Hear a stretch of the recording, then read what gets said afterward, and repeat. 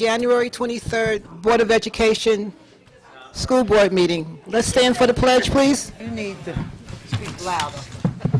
My mic is on. Nobody listens to me, ever. I pledge allegiance to the flag of the United States of America and to the republic for which it stands, one nation, under God, indivisible, with liberty and justice for all.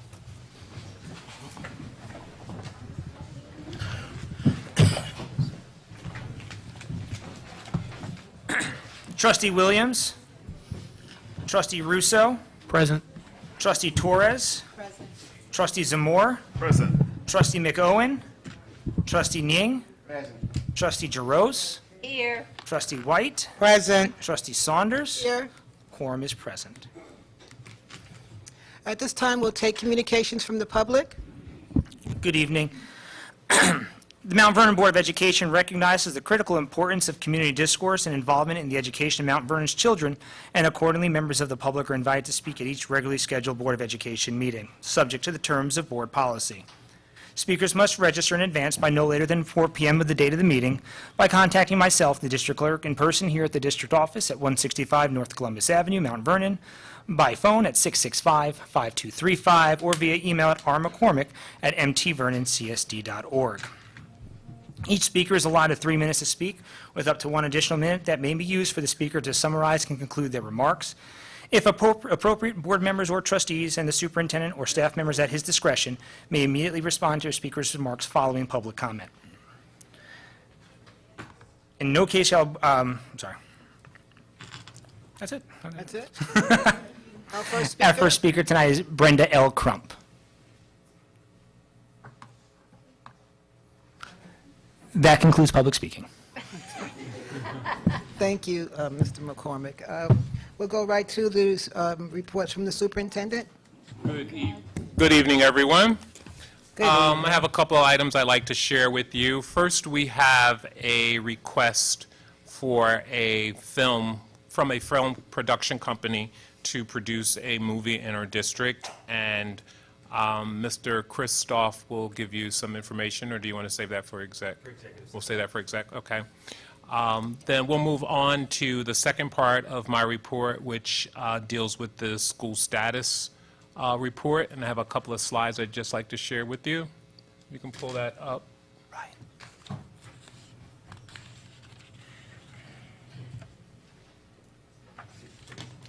So this is just a comparison for your information. This information was recently embargoed, and the embargo has been lifted. But it just gives you a status of Mount Vernon City School District Schools Accountability Report, just comparing last year to this year. And the data is from the preceding year that gets registered for the current year.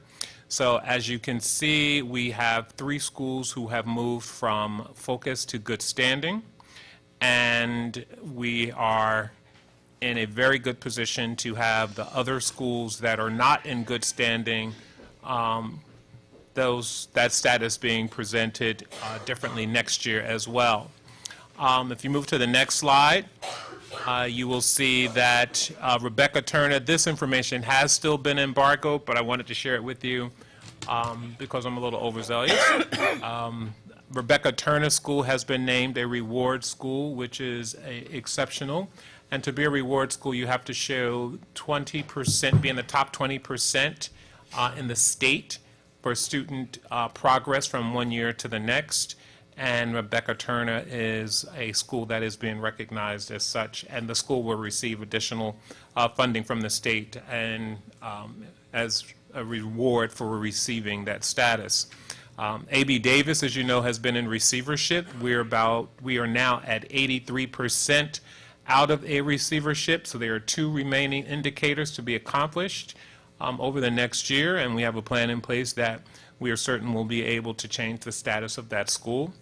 And Graham and Pennington School. Graham has made progress in all academic assessment areas, and if this progress continues, their status will change next year as well to a school in good standing. And Pennington School, their academic progress has improved, but their participation rate is one of the indicators that has their school accountability status still in focus status.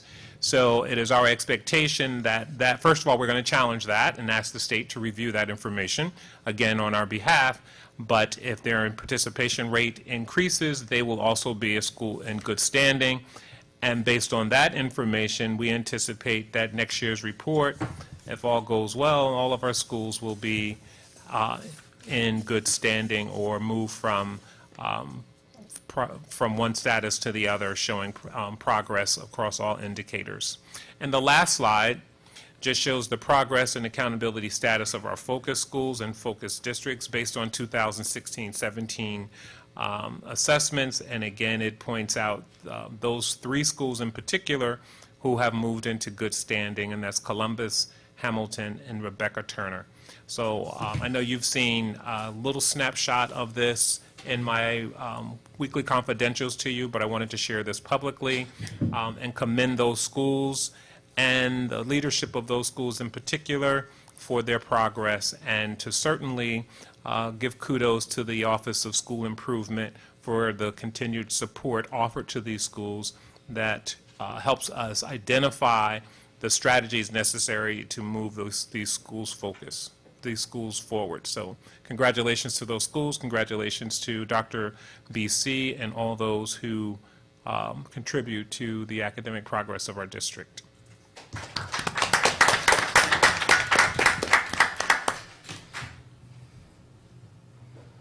And tonight, Coach Cimino has his 500th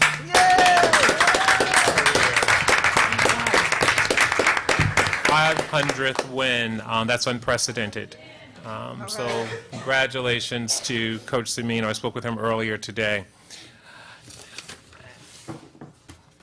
And lastly, on my report, I just wanted to update the board. There are 2 committees that we have convened. One centers around lesson planning, and the other committee is on the grading policy, promotion, and retention policy. So on the lesson planning committee, there are some contractual language that we are obligated to comply with as it relates to requiring teachers to complete lesson plans. And we're interested in applying new instructional research as it relates to lesson planning and providing a template for our teachers to use. So the teachers union and the districts have compiled a lesson plan survey, and this will be distributed this week to gain a larger constituent voice so that we have a format in place that all of our teachers feel that they have had an opportunity to participate in. And next week is a scheduled follow-up meeting. The reason I bring this to your attention is because we have had some significant challenges across the difference because of inconsistency in expectations and contract language as it relates to lesson planning. So we are working in collaboration with the bargaining unit to clear up that ambiguity and have clear expectations about how lesson plans are written, how lesson plans are reviewed, and how they fit into the evaluation process for our teacher assessments. And the grading, promotion, and retention policy, we are looking at a 3-phase process. The committee has already started its work. It's comprised of district leaders, teachers, coaches, principals, and assistant principals. And the task of the committee is to review our current policies as well as make proposed changes. And ultimately, we are also using new research as it relates to our grading policy. And you've heard people come to the microphone and talk about our grading policy and the 64% that kids can get and still pass a class, and how some students have managed to learn how to use that to manipulate, if you will, the system. So we are looking to update that and apply sound research as it relates to that. The second phase of that will be an opportunity for other stakeholders to be a part of that conversation. So once the committee makes its initial recommendations, we will have a follow-up with stakeholders, and they will be able to share their thoughts and views on this. And that will happen prior to the recommendation to the board policy committee. And then once that recommendation is made, then that policy committee will make its recommendation to the board. So just wanted to give you a status report on those 2 committees, as I know we've had a couple of meetings where the grading policy has been brought to your attention. I just wanted to let you know that a committee has been convened to look at that specifically. And that concludes the superintendent's report for this evening. Thank you. I'd like to also commend the district for their getting out of focus. Yes, thank you. Thank you. Thank you to you and the administration and all the teachers. And to remind the public about the concert this weekend. the play. Yes, the play, thank The you. play. Lion King Lion King Jr. will be this weekend. The parent liaisons are going to do a presentation for me as well on this story? Thank you. Okay. So without further ado, the parent liaisons have a presentation to make, and that will include a status report on this weekend's production. Oh, okay. I knew you would have said something.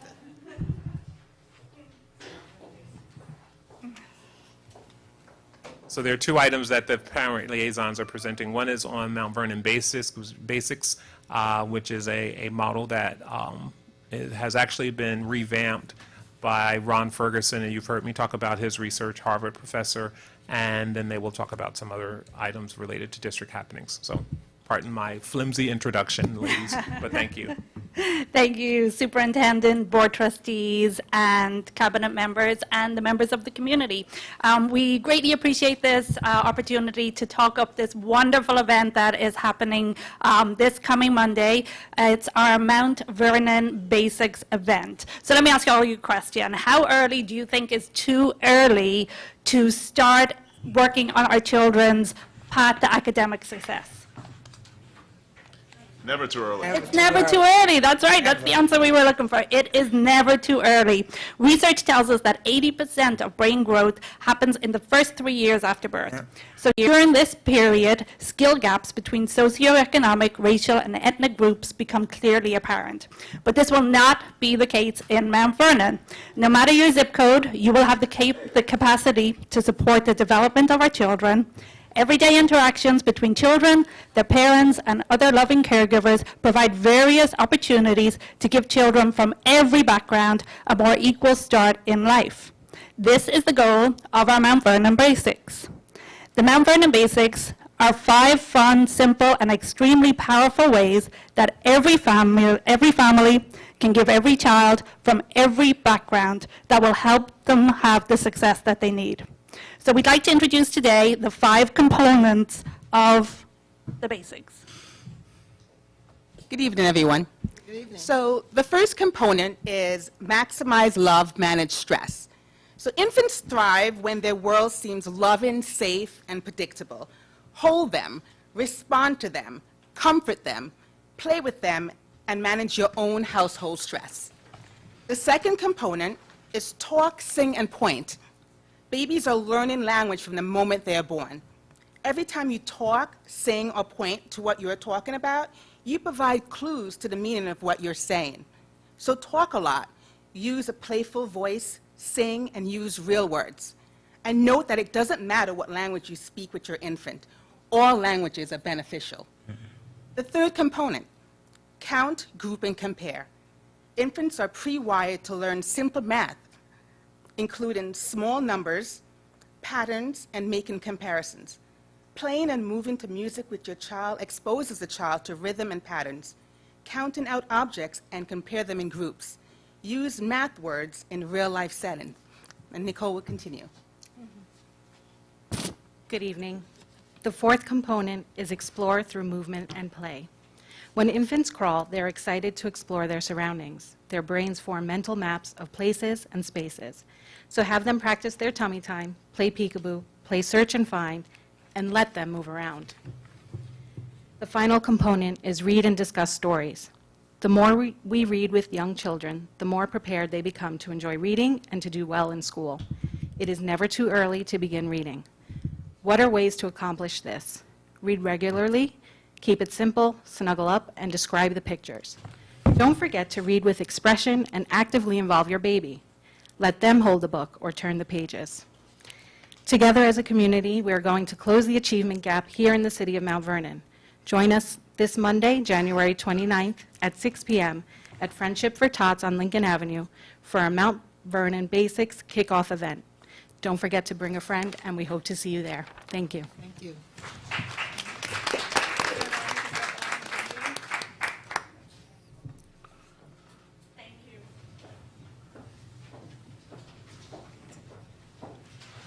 Yes, ma'am. Okay, so we'll go right into committee reports. Nothing to report on audit. And I'm not sure if anyone heard last week, we are now announcing that we are releasing clubs to the elementary schools, beginning at the end of March, beginning of April. A yearbook club committee for the junior high schools, the Kiwanis Key Club, which is another form of community service club for the high schools, and we are going to use the facility that everyone has been talking about, the pool, to try and create a pool club. We think this is hopefully going to foster some kids getting involved in activities that they don't know about, that they may have an affinity for, find additional people who have the same affinity, and then hopefully grow that into more clubs for their interests. Thank you. Dr. Nate? I'll start because I was there earlier. We had an interesting education meeting on the 22nd. We had a presentation from Dr. Gail White Wallace on the Spalding, which is a phonemic awareness program. It's for high-risk children. 45 teachers have already been trained in this. It's for multisensory, handwriting, reading, and language. It's for K1 and 2, and so far Grimes and Hamilton has picked it up. And that was basically all. Then Marcy takes. Yes, and I think Ms. Tiggs Marcy presented about the transition from elementary to K through 8, and the document that was presented to the board last time regarding the transitions. What wasn't clear to me at the time was the transition at A.B. Davis. The phasing out was clear, but the phasing in, and they did clarify that in fact, as the 7th grade moves out, and you only have 1 8th grade, so you have 9th grade coming in, right? So beginning this September. Now, and the question I had asked at the time was, because in our original plan, the students' acceptance to the STEAM school was linked to a test. So there was supposed to be some form of an assessment given to them originally in the original plan. So my guess is with the delay in hiring the team of teachers and principal, we would postpone that until further notice, maybe in the next year or two. But this year it will be a choice. Students will apply by choice to attend whether they want to attend the STEAM school or right. Choice. That is correct. Right. So, but because part of the plan is to change the culture in which you want students to be motivated enough, from the middle school to say, I want to go to this school, I want to prepare for this test. And as you have a larger number of students preparing, at the same time, the academic, it leads to academic growth almost in all areas. So I'm glad that we still, in that plan. The other thing I discussed afterward with Satish, Dr. Satish Jagandan, was the implementation of the Algebra 1 for all in the middle schools. To make a policy where all middle school will offer 1 or 2 classes of Algebra 1, and the board will provide the necessary support to the students.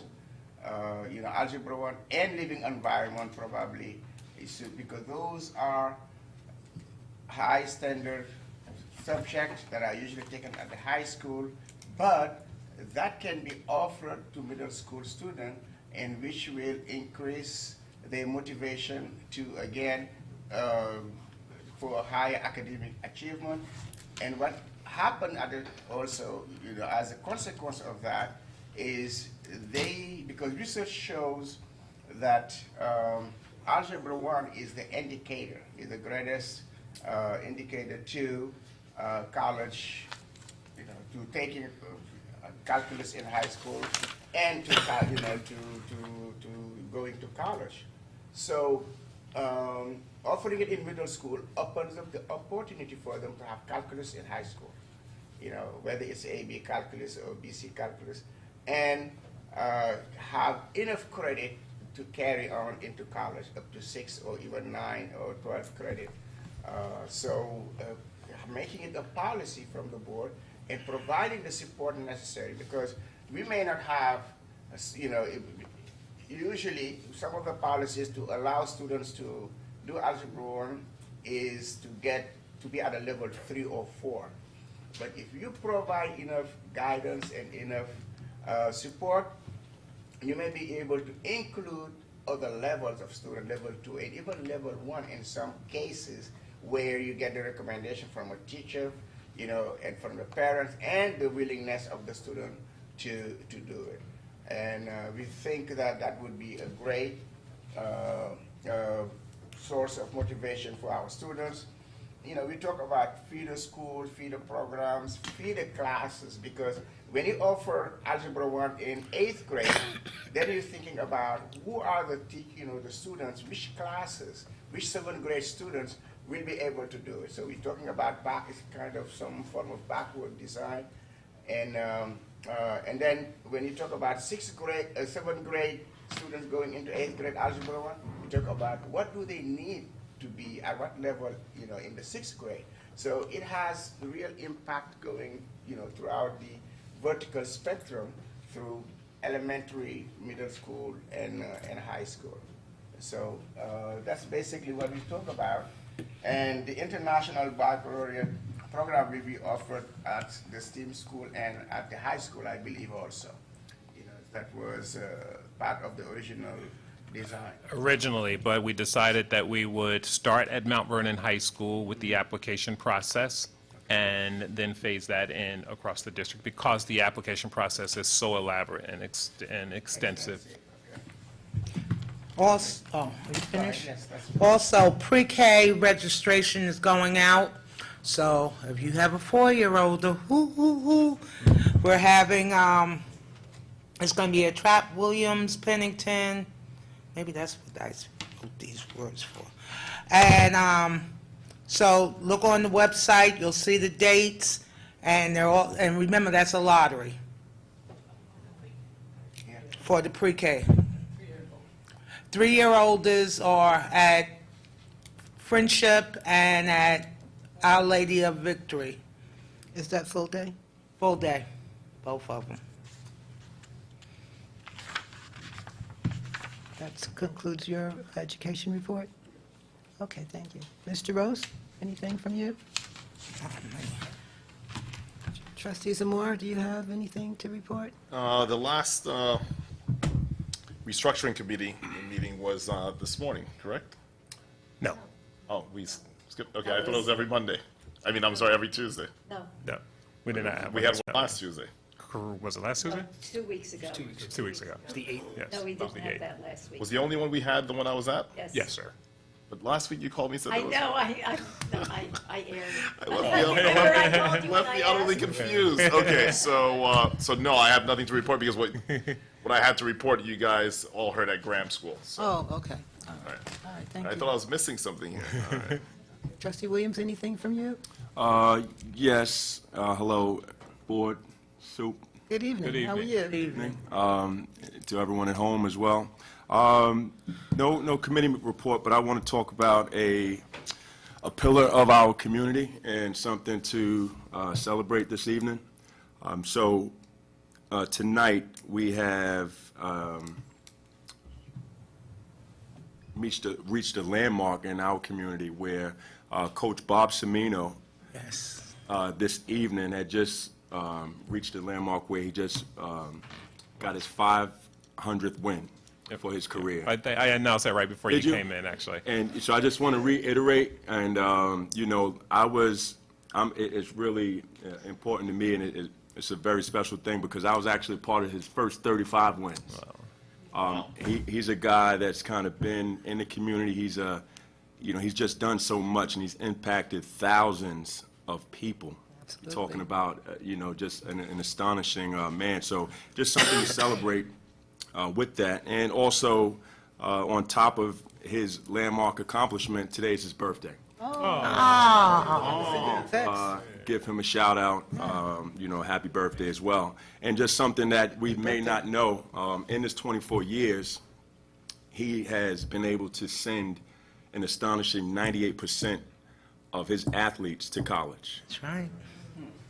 Phenomenal. So, I mean, this is just the standard that, that he has set, and, this is kind of really what we're about here in Mount Vernon. So it's just something to celebrate. Can I talk about the second? Sure. So also, on February 2nd, the Mount Vernon City School District will be retiring the jersey of Shamoy McKenzie. Number 30 will go up in the rafters with a lot of our other celebrated players. And that is also amazing. And, she's going up, not because of the high profile of the story, but just what she represents. And we want to continue to, celebrate that as well. And, she's, so many good qualities, and we're following suit. She was retired, the UConn Huskies retired her jersey, the New York Liberty retired her jersey, and these were her goals coming up. So this is another goal of hers that is being reached. So I'm really proud that we're able to, put that into fruition. So I just came in for the last part of the Mount Vernon Basics, and I'll finish with this, talking about, from what I heard, just talking about the autonomy, the needs of our students, the psychological needs, outside of curriculum. And it's really important all year, particularly now. We have to, and I say that because we have the ELA testing coming up with our students. There's Regents testing right now. We have ELA testing coming up. And what's really big are the small things. It's the high fives, coming into the building, the high fives, that you're doing great. The parents and community coming together and just kind of brainstorming as to, how we can collaborate more and communicate more, So we really want to make a push to communicate very clearly and throughout the rest of the year to make sure that the pressure is low, but, we take the ownership to actually be a part of this high performance push. And, they're the ones that get out there and test. However, it's our job to prepare them. And a lot of that is psychological. So, that's something where we're going to call on the community and everyone just to make sure we are doing the best that we can in that way. Awesome. That's it. Thank you. Thank you, Trustee Williams. Trustee Torres, anything? The Budget Committee met on Friday, January 19th, to discuss the impact of the governor's steady proposal on our budget, as well as certain budgetary needs that are required by our facilities department. Along with that, there's an expectation that we will have additional expenditures or additional expenses because there's a performing arts grant that will go away next year, and we will have to allocate additional monies for the STEAM program as well. And there's also a tax increase which will be expected in the coming year, and that's something that will be communicated to the community. And it's in concert with the original bond modification presentations that were presented, so basically it. Well, we haven't had a budget increase in, 4 years? Since I've been on the board, so, unfortunately. Tax increase. Did I say budget? Oh, well. Tax increase, yeah. So, Whatever we have to do, we have to do. Which, if I can add, it's unsustainable to continue that. Yeah. So every once in a while, we have to take the great with the not so great. Well, we've been, great things, so I think that hopefully the community will, Yes. And just to add, I mean, this is something that's been anticipated. It was initially disclosed, and we've been fortunate that we haven't had a tax increase for the past 4 years. But given the level of improvements that we are still continuing to make, even with the bond, the level of repairs and modifications that are required, it's an unnecessary act. yeah. Okay, moving on to me. Special Education Advisory Council canceled the meeting that was supposed to be on the 17th due to inclement weather. Tonight, we had the Wellness Committee meeting with Gary Gregory, myself, Mike Felicio, and some parents, some teachers from the middle and high school. And we discussed, when we had the policy, we reviewed the old wellness policy and the new wellness policy. We discussed the snacks at the middle and high school, which the kids like, but we probably need to modify at some point, but they meet the guidelines. We also discussed, Mike's working on the lunch program as far as receiving the forms back from the parents, so it seems to be going smoothly. We also discussed children learning more nutritional facts, be mindful of what they're eating. I'd like to one day, some point, have a, how can I say, a wellness meeting with parents and students to have like a, see pick some foods and see how you can make it nutritious, something, and have some fitness and components in it and how to exercise and things like that. So I've discussed that with Gary. But in a nutshell, that's pretty much what we did. And that's it for me as far as wellness. Okay? So let's accept the minutes from January 9th. Excuse me, Madam President, you didn't ask me about Oh. facilities. Oh, I'm sorry. I don't have really much to say. Under the direction of Michael Policio, we're still working on Thornton School, getting it ready for our big auditorium. We're working on the bathrooms down there, so the bathrooms will be near the auditorium. The Ed Center downstairs we're working on, trying to get that all together. That should be completed by early February. Pennington, we're building a new site on Pennington. This is all that you've heard before.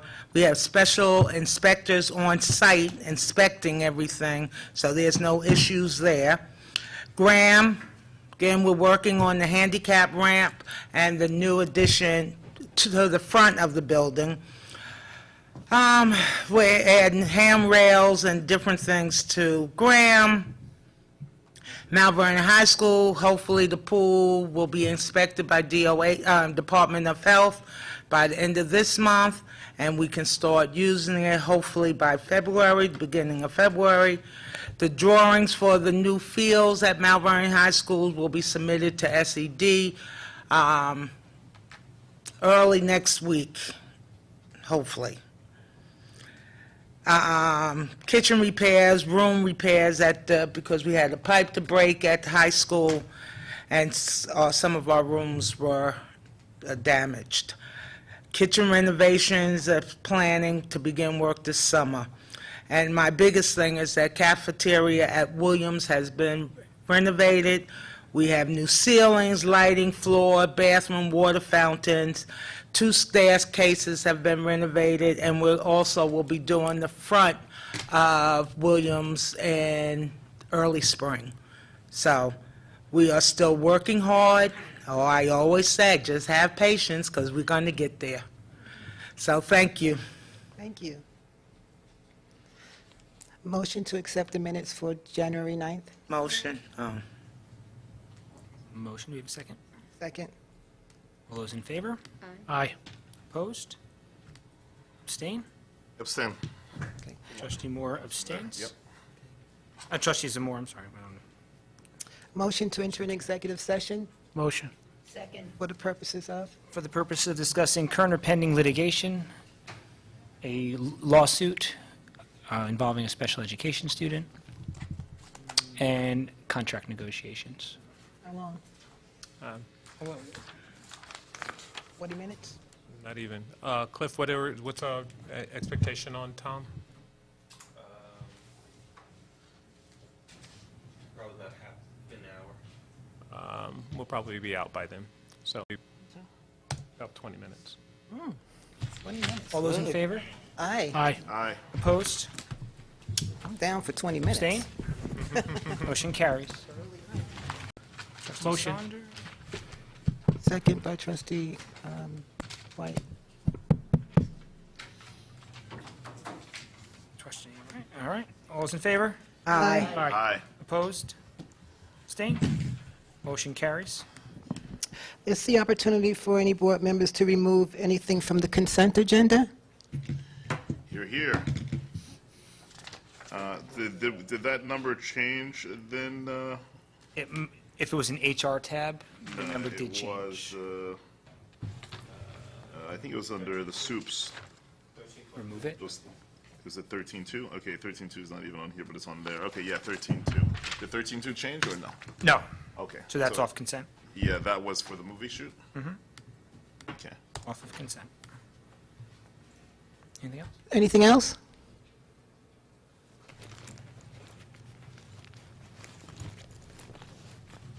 Trustee Zamora, anything? No. Okay. Anybody else? No. Motion to approve the consent agenda. Motion. Trustee Russo? Trustee Jaros? All those in favor? Aye. Aye. Opposed? Abstain. Abstain? Trustee Zamora abstains. Motion carries. Okay. So now we have your motion for 13.1. Motion? No, 13.2. Tuition. The tuition was part, already that was on consent. Okay. 13.2. So 13.2, motion to approve resolution 13.2. Motion.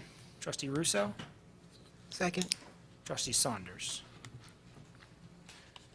So, since I pulled it, just remarks on that is that based on the negative context of the purpose of the shoot at the school, which in some way may be identifying that it would be Mount Vernon, not that our contract does not specifically state that they could not use signage, but it could, the physical attributes of the building may be recognized, and that since this context is in the negative light, I do not support this particular resolution. Oh, they did? Okay.